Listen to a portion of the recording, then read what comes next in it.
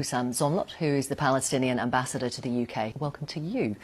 Can you see why the Israeli army would consider the leaders of an internationally recognised terrorist organisation intent on destroying Israel as a legitimate target?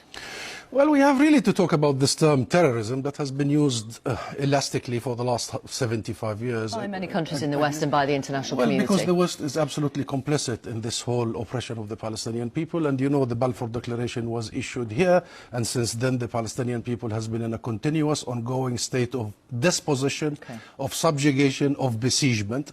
And we've just heard about this term terrorism.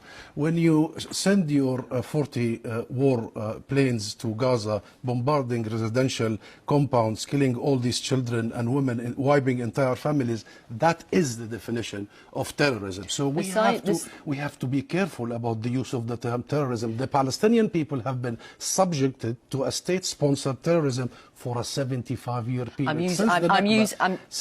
going to move on, but I'm just to explain why I'm using the word terrorism, because they are an internationally recognised terrorist group.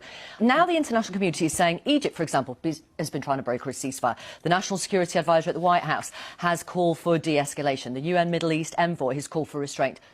You ignore that. No, we don't ignore it. We are actively seeking that. We are the ones who are after all these countries to bring about a ceasefire. But even if Israel ends... So why are the rockets still going in there? Even the Palestinian casualties, deaths, murdered happened before the rockets, and after the rockets it will continue. Okay. This whole thing about... So what are you prepared to do? What are you going to offer, finally?